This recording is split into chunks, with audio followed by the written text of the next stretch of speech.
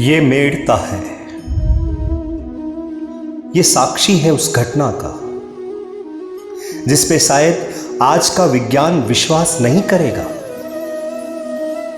मेड़ता आज भी गवाही देता है और कहता है कि हां, मीरा के हाथों से गिरधर ने दूध पिया था। मेड़ता पूछता है, क्या कर्मा बाई के हाथों से भक्त वत्सल भगवान की मूरत ने खिचड़ी नहीं खाई थी? क्या नरसिंह मेहता का काम सवारने श्री हरि स्वयं नहीं आए थे? एक बार विदेश में किसी ने स्वामी विवेकानंद से पूछा कि आपके शास्त्र कहते हैं कि कण कण में भगवान है, तो आप मंदिर क्यों जाते हो?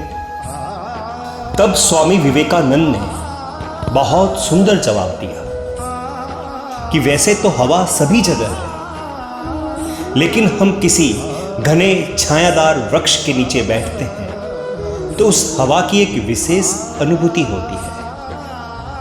उसी प्रकार से मंदिर में जाकर हमें एक विशेष अनुभूति होती है। मित्रों, मंदिर हमारी हिंदुआ संस्कृति की एक बहुत बड़ी विरासत है। अगर हिंदू धर्म को बचाए रखना है तो इन मंदिरों की सुरक्षा करना हमारा फर्ज है। इन मंदिरों का प्रचार प्रसार करना हमारा कर्तव्य है।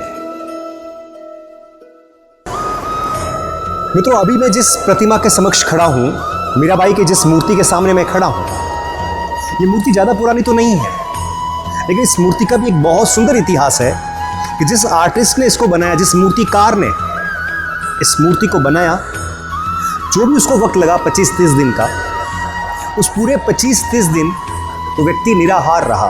उसने अन्न ग्रहण नहीं किया, मात्र गाय के दूध पर वो रहते हुए उसने इस मूर्ति को बनाया।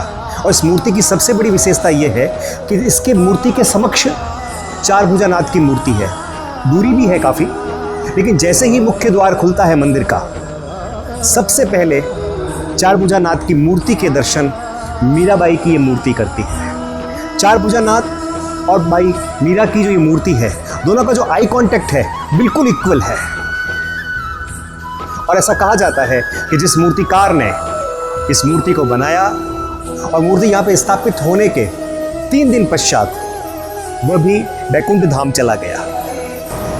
मित्रों, अभी जहाँ पे मैं खड़ा हूँ, मेरे जस्ट पीछे जो चार भुजानाथ की जो प्रतिमा है, ये वही प्रतिमा है जिसको मीराबाई ने अपने हाथों से दूध पिलाया था और चार भुजानाथ की इस प्रतिमा ने उस दूध को ग्रहण भी किया था, पिया भी था वो दूध। इस मूर्ति का इतिहास बहुत स्वर्णिम है।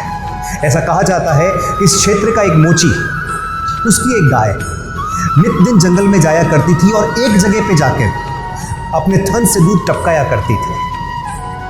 ऐसा कई बार होने लगा।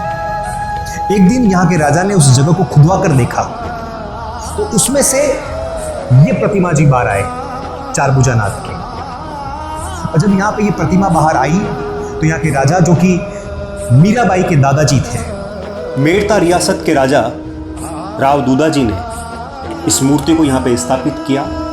और एक दिन खुद ठाकुर जी ने राव दूदाजी के सपने में आकर उन्हें आदेशित किया कि यहाँ पर एक विशाल मंदिर का निर्माण करवाया जाए। और फिर राव दूदाजी ने यहाँ पर ये भव्यतम मंदिर का निर्माण करवाया।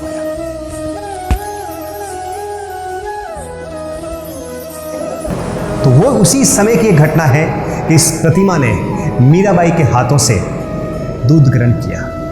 जिस समय मीराबाई का बचपन था और बचपन में उनके गुरु रैदास ने मीराबाई को एक कृष्ण भगवान की बहुत सुंदर मूर्ति दी थी। उस मूर्ति के बाद ही मीरा के जीवन में कृष्ण भक्ति अपने जोर पे थी, एक उच्च स्तर पे थी।